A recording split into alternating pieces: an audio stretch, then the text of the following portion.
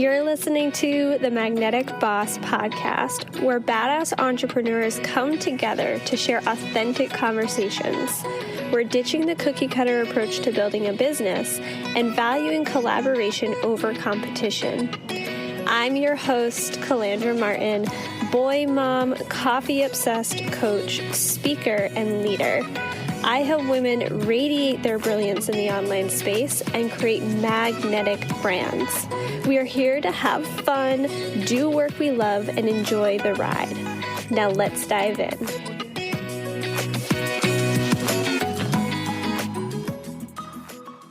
Welcome back to the Magnetic Boss podcast. I am so excited to share today's episode with you.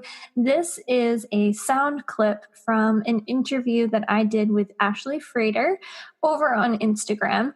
So the sound quality isn't the best, but this is such a juicy conversation. We are talking about all things mindset, the roadblocks that we hit as entrepreneurs, and I deep dive and share literally everything with you from my journey so far in the last 3 years of entrepreneurship. So get your favorite beverage, put your headphones in, and let's dive into today's episode. Do tell me, and everybody else, who are you? Yeah. And what do you do? Yeah, my name is Calandra, and I am a brand strategist, designer, and visibility coach. So what that means is that I help visionary entrepreneurs, coaches, service providers stand out in the online space and really get their magic recognized. Yeah. Oh, amazing. So what made you start your business in the beginning? Yeah, so this is an interesting story. I had no idea that I would end up here at all. I started out in the online space in network marketing as a health coach, and that was really me landing into the entrepreneurial world on accident. I really only intended on just getting in shape and feeling healthy, and then I saw the business side of things, and it very quickly snowballed into me becoming obsessed with the online world. Fast forward about a year and a half later, I had my son, brand new mom, and I decided to go all in on business. And I decided I didn't want to go back to a regular 9 to 5. So I jumped off the edge of the ledge and went for it, and then quickly transitioned and pivoted into coaching and helping other entrepreneurs navigate the world of the online space. Oh, amazing. So when you had your son, I can imagine that might have been a challenging time. Yeah. How was that for you, like balancing work and potentially now business and now like newborn? Like what was that for you? Oh my gosh. Yeah, it was a lot of unknown. None of it was something that you can prepare yourself for, especially being a brand new mom for the first time. He's my first and only. So I was really learning how to navigate motherhood and then also trying to learn how to run a business, which was, a lot of work. So in the beginning, it was really hunkering down and getting clear on my time management skills and doing a lot of the personal development work that has to happen in order for you to start a business in the first place. Yeah. No, of course. Yeah. So what was the most challenging thing about you starting your business? Just one thing. The top, the first one, and then maybe a couple of others. Yeah, I think the most challenging thing in the beginning was deciding that I was worthy of it and capable of it. So I came up against the mindset challenge of, well, you're a college dropout, you don't have a degree in business. Who are you to show up and lead people in this space when you're new yourself? So imposter syndrome was a big one and still is, right? Every new level, there's a new stage of it. And then I think the other thing was really just defining my brand and my niche and understanding what was going to help me show up and be successful in my business. There was a lot of jumping from thing to thing in the beginning and trying to get that clarity. And that was a really big roadblock. So what was the kind of like consistent kind of thought or doubt that you had that kind of just kept popping up and it was kind of like the biggest block for you moving forward? Yeah, I think the biggest thing was, am I capable of this? Can I do this? What are people going to think? All of those, they kind of piggyback off of each other.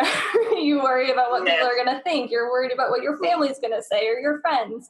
And also at the same time, trying to balance the motherhood piece. It was a really interesting journey to navigate. So I think that the biggest thing for me was overcoming the self-doubt. Yeah, definitely. So when it comes to, like that first time you tell a friend or family that you're now someone else, you got a new identity, how was that for you? Like, how do you find that experience? Yeah, I was really fortunate in the sense that my family was very supportive. They didn't quite understand, and they still don't understand what I do. So we just use very vague terminology of how's your business? But they've been really supportive, which has been great. And my partner has been very supportive in allowing me to take the leap in my business and trusting that I am able to do it and show up fully for it. So I was really fortunate, but there were definitely conversations that felt uncomfortable for me, not necessarily knowing how to explain what I do to people. Yeah, I can imagine that. It's difficult, like, especially when you use the word coach. I think anyone outside of the coaching world, other than like a PT, like, like a football coach or a sports coach, it's quite difficult, or an executive coach if you're in corporate. It's quite an unknown, like, no one knows what it means, to be very honest. Mm-hmm. But when you're in the coaching world, it's like, everyone should know, because everyone you talk to is a coach, so you just know. And then you come out of the bubble and you realise, like, and I have to really break it down to someone for them to really understand. So I can understand how it is a bit challenging sometimes, and having to say, like, because ultimately before, when you're in a corporate job, that's your identity and everybody knows that. But then when you're moving into like your own business, it's like, well, what's that new belief that you have to now create and tell people? Do you know what I mean? And have that confidence to be like, yeah, this is what I am, without their thoughts of, are you sure? Is that going to work? Like, totally. It's like defining your identity and like putting the badge on yourself. Literally, and it's like, confidence is a muscle, so it's something you have to keep practicing and keep saying. And after a while, it's like, oh yeah, that's what I am. But at first, you're a bit like, I am a brand strategist and I'm a coach. I do this thing online. Yeah, it's so difficult. Okay, so when it comes to like the most challenging thing in your business, what was your biggest like thought behind it, in the sense of like, what was you thinking? Okay, if I do this, it's because of this that I'm trying to get to. If that makes sense. Like, what was your big picture goal when you decided to start your business? Yeah, the big vision for me was having flexibility and freedom. My initial business in the health coaching world was all around providing that freedom in your life. So financial freedom, time freedom, and being a new mom, that was really an important part of my life, knowing that I wanted to be able to spend time with family and set my own schedule and not have to be chained to a 9-to-5.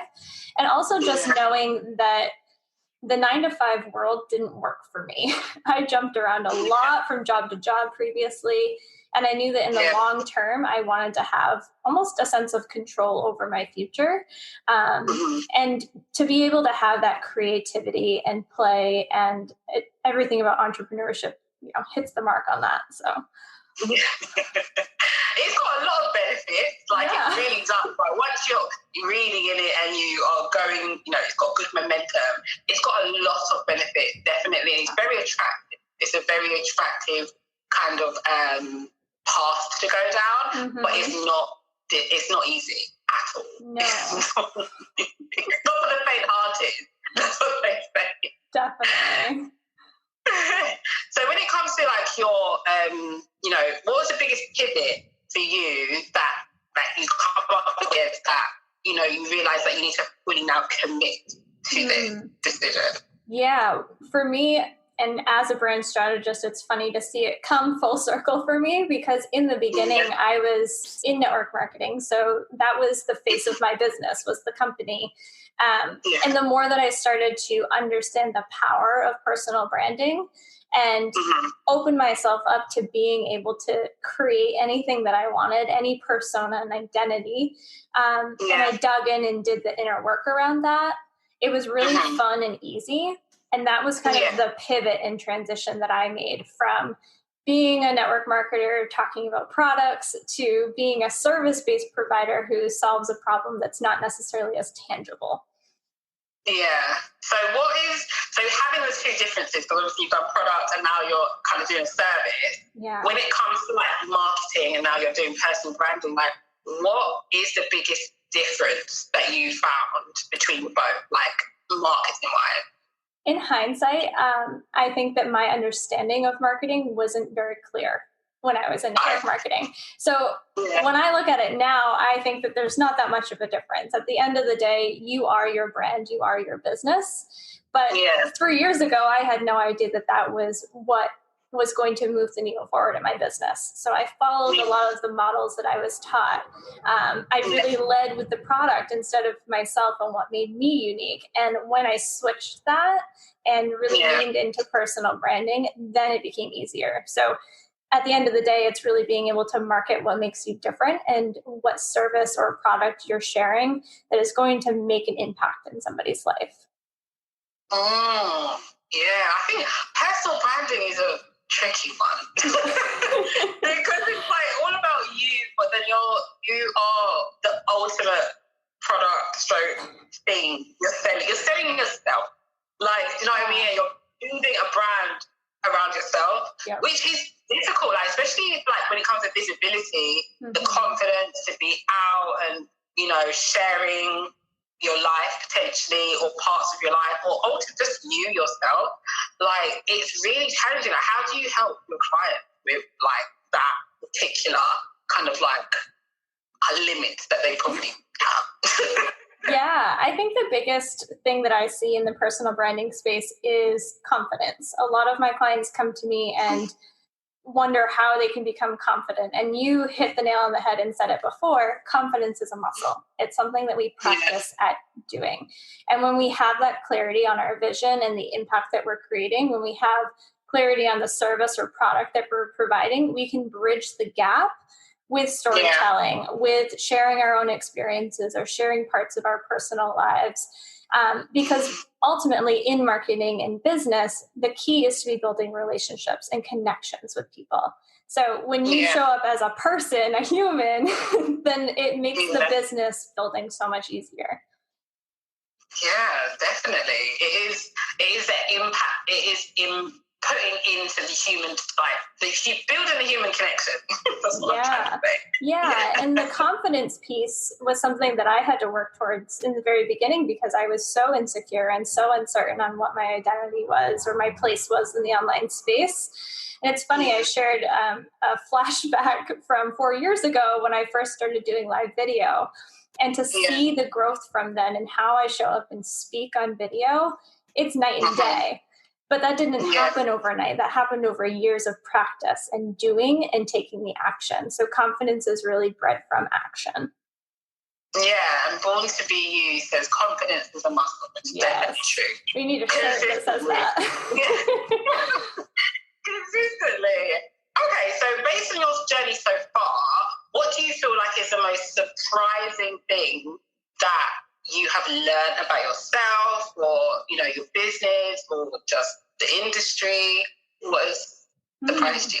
Oh, this is a good one. There's a bunch of things that I could probably touch on, but I think the most surprising thing for me is how simple it can be. So when I first started in the online space, I was overwhelmed with the information. I had just learned that coaching was something that people could do and what that actually meant. And then there's, of course, all of the marketing strategies and things that you can become an expert in and really practice in. But at the end of the day, when you break down business building, and this is how I like to support my clients with branding, is that it gets to be simple if we decide that it gets to be simple. And this has been something that I've had to learn and relearn and relearn in my business. But the more that we simplify things and really follow our intuition and our creativity and play in our business, then the easier it gets to be. No, definitely, 100%. So, about confidence, like as an entrepreneur now, so how long have you been in your business for? We are going on 3.5 years now. Okay, cool. So that's a good amount of time. Yeah. So now with your business, as an entrepreneur, how confident do you feel as an entrepreneur? Scale of 1 to 10, bringing in my coaching. 1 to 10. Scale of 1 to 10. Yeah, I think there's always growth to happen. So I would probably say a 7. But when I think about being able to show up in my expertise and show up and support clients, it's probably a 10 at this point. I think that, with every new level, every goal that we set or vision that we have for the future, there's always going to be those obstacles that come up, the mindset shifts that have to happen. But when I was reflecting on this just this morning, actually, on my confidence on video, my confidence in speaking, it's incredible to see the growth that's happened in just 3 years. Amazing. So when you first started, if you can remember that far back, what do you feel like your confidence was then at that time? Oh my gosh, 0 to 1. It's so bad. I mean, I expected a low answer, but Yeah, I've always been like the introvert, the person that doesn't like crowds and talking to people.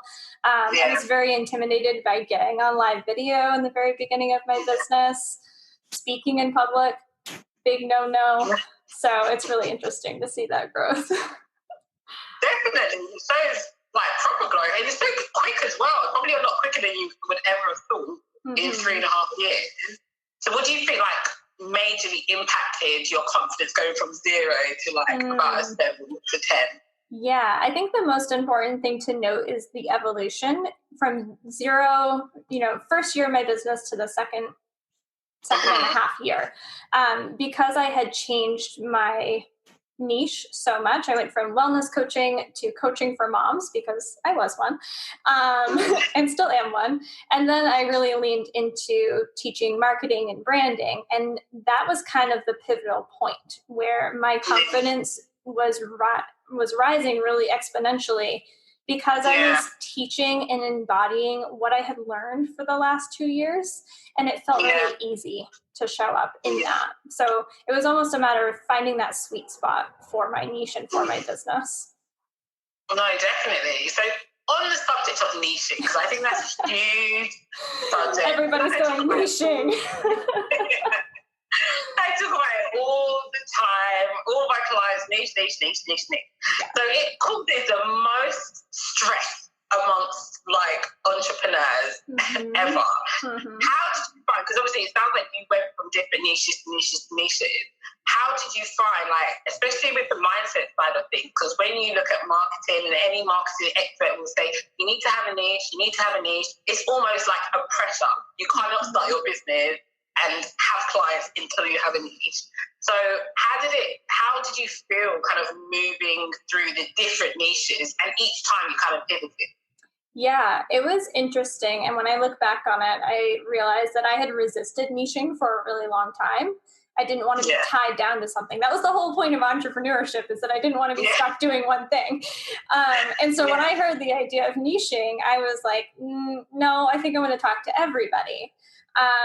But what happened for me was that I was able to get a lot of feedback from the community that I surrounded myself by, from coaches and accountability partners, and they all had this common feedback for me that I was really good in this one area. I was really skilled and an expert in that one area. But because I was in it, I wasn't able to see how easy it was for me, because when we know something, it's second nature. And so I had been overlooking it for such a long time, and I had been resisting it because I wasn't sure that it was going to be a long-term thing that I could sustain. I had a lot of fear of commitment around that. And I also wasn't sure if it was the right thing to do. So I think what helped me was getting feedback, looking at what people were asking me a lot. I was always getting the same questions of, well, how do I design this? And how do I put my website together? And those were the things that were easy for me to do. And that felt really good and felt natural. So those pieces pulled together, I think, helped make the niching aspect a little bit easier. And knowing that I wasn't tied down to it, because a niche isn't forever. It can definitely change, but it helps you narrow in your focus. Definitely. And I think, like, in the beginning, you kind of feel like you have to start, like, for you didn't feel like you wanted to attach yourself to anything. But then there are, like, some people, like, I need to attach myself to it. And then it almost feels like you make it such a big decision that you feel it's so permanent that you need to make it, like, the right decision now, because it's going to be for the rest of your entrepreneurial journey. And it's not that, because obviously niching, which I always say, is coming from your experience. So you go by, you know, what you've experienced, what the transitions have been, and what you enjoy as well. Like, that's another thing. And then you kind of just help people get to a certain point. But then once you move to another point, your niche also then starts to change as well. Yeah, it's like every shift that you make, you're helping the person that's a few steps behind you or has questions that you now have the answers to. Yeah, definitely. Okay, so if you was to start from scratch all over again, what would be the first kind of few things that you would do, especially like the mindset thing as well? Like, what would you be thinking, and what would you then be doing? Yeah, I think the first thing that I would do is to get support in some capacity. That has been a really pivotal part of my business, investing in mentors and courses and programs. I wasted a lot of time in the beginning of my business. So in the 3 years, I spent the first 2 years kind of just fiddling around, doing the busy work. So I would get the support so that I had the accountability, but also the feedback from people, the different perspective. I have 2 incredible coaches now that I honestly could not live without. And then I would really narrow in on the branding piece and allow myself to have a niche right from the start, but also to be really intentional about my marketing. So another thing that I did in the first 2 years was spent a lot of time trying all of the platforms and all of the marketing strategies. And that, again, was the busy work that didn't actually move the needle forward. So if I were to start from ground zero, it would be to have support, have a brand in place, have a niche in place, and then really be intentional with a single marketing strategy. Yeah, no, I think you do get so wrapped up because you hear like Gary Vee, he's like on gazillion platforms. It's like you've got to get 100 pieces of content out every day. And it's like, what on earth? Like, he's got a team and you've got to draw it into focus because you're a one-man band in the beginning. And you just don't know how the platforms work. And it takes time to build on each platform. And they're so different as well. Yeah. And especially if marketing is not your sweet spot. Like, someone like me, I'm mindset. Marketing is not my sweet spot. So, you get on with it. But it's like the thought of having to be across LinkedIn, TikTok now, Twitter, all of them. It's just and it makes you just not do anything. Exactly, yeah. Yeah, then you get stuck in analysis paralysis where you're just wondering if you're doing it right or spending a ton of time on Google or YouTube trying to figure out how to update something on one of the platforms. Yeah, and you get busy doing, like you said, you're just very busy doing very little. Yep. And that's a huge thing. Like, this week I'm talking about self-sabotage. And it's a huge thing because, you get busy doing those things because they seem like, oh, that's what I need to do. Because the one thing you do need to do is find clients, but you don't know how to do that. So you do everything. Yes. You absolutely have to sell. Ultimately, do you know what I mean? Of course, it is important to have marketing, but when you know you need to kind of get your money in, i.e., get a client, and because you don't know how to do that, you get very busy with social media and sales funnels and building a website and having a branding shoot and doing SEO and literally everything other than getting the money flowing into your business. Yes. Okay, let's switch gears. So, as a visibility coach, what do you feel like is the most challenging mindset you've had to overcome, especially being a visibility, like being in branding, like. Yeah. So we just talked about it. The biggest thing for me is not feeling like I have the pressure to need to know everything, to need to know the answers to everything. Like, I don't consider myself a Pinterest expert or a LinkedIn expert or even an Instagram expert. I know what my strong suits are, but sometimes the mindset challenge is, well, if you're an expert, then you should know it all. And I think that this comes up for everybody in every field, in every industry as well. You should know the answer to everything. But that's not... Literally. Yeah, and that's not the way that we best serve our clients or our audience, because then we are doing the same type of busy work for hundreds of people trying to find the answers to then share the answers with them, when we could very easily niche down, be an expert in one thing, and then share that with the people that need it the most. Definitely, 100%. So going back to when you first started your business and your thoughts there, and any doubts that came up, the challenges, and now being 3.5 years later, are there any thoughts that you thought then that still pop up and potentially, still think now? Oh, yeah. I think the biggest thing that many entrepreneurs continue to face is the imposter syndrome, is the getting stuck in the comparison. Is she doing it better? Or so-and-so over there has however many followers, so that must mean that I'm not good enough. So that self-worth definitely continues to come up, especially as I reach new levels and have such a big vision in place. It's often like I want to get there faster. I want to have the end result, really wanting that like instant gratification, when it's really not about that. It's about the journey and the process. No, yeah, definitely, 100%. So when it comes to as an entrepreneur, you've been in it 3.5 years, what keeps you inspired and motivated? Is there any podcasts or books or influencers that you really kind of listen to and follow to get a bit of guidance? Yeah, so I approach this in two different ways. I try to keep my consumption low because I think that really dims my own creativity. And then I get stuck in that comparison. So I like to listen to podcasts that are within my inner circle of coaches. So my mentors, they have a podcast. I listen to their podcast. I listen to their coaches' podcast, because that's the next kind of tier up that I am reaching for, the next big goal. But aside from that, I think the biggest inspiration and spark of creativity comes from my clients and my audience and the people that I'm here to serve. So I spend a lot more time, instead of consuming, asking questions and listening, because then I can see where I fit into the puzzle and how I can show up and serve the people that are right in front of me. I like that angle. I like it, because it's definitely it's just consistently being in a growth mindset all the time. Mm-hmm. Do you know what I mean?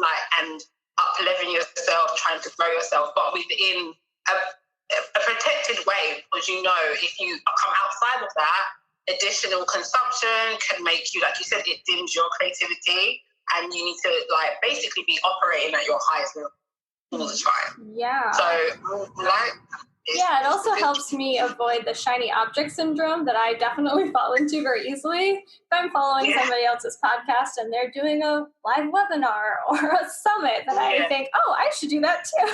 And then I get off track. So it helps with that too. No, definitely. Okay, so let's pivot to your business. So tell us about your membership. What's that all about? Yeah. No, it's okay. I just need to make sure I can speak. My membership is my new baby. So with every evolution of my business and every service, it feels like just such a sacred thing. And this was really birthed after COVID and the pandemic. It was something that had been on my heart and my mind for a really long time. But essentially, I wanted to be able to provide the same types of resources that I give to my one-on-one clients when I'm helping them develop their brand at a really high level, but at an affordable and low barrier of entry structure. So the membership was born. It's exactly what it sounds like. It's a membership. You go in, you have thousands of dollars worth of resources in branding and marketing. We have a monthly group call. We are putting together a member directory so that everybody in the community can be connected with each other. And it's really just a lot of fun. And it's somewhere where I get to pour my creativity into the people that are in there. And also, like we said, get that feedback and answer their questions directly. No, amazing. It sounds like a really good community, and it has a huge impact on their results, obviously their mindset as well, because they're supported by you, and they have a community, because especially in the entrepreneurial world, when you're online, you do need a supportive group around you. It's so important. It completely can shift your mindset and your business completely. So I can see how beneficial and high value that definitely must be. Yeah, it kind of checks off all the boxes: the accountability, the mentorship, the strategies, and the things that a lot of us want to spend all of our time in. But my goal for the membership and my vision for it is for it to be a place where you are taking action and you have the support to do it along the way, because that's really what's going to move the needle forward in businesses. Yeah, definitely. So what can we expect from you, like moving forward? What do you have coming up?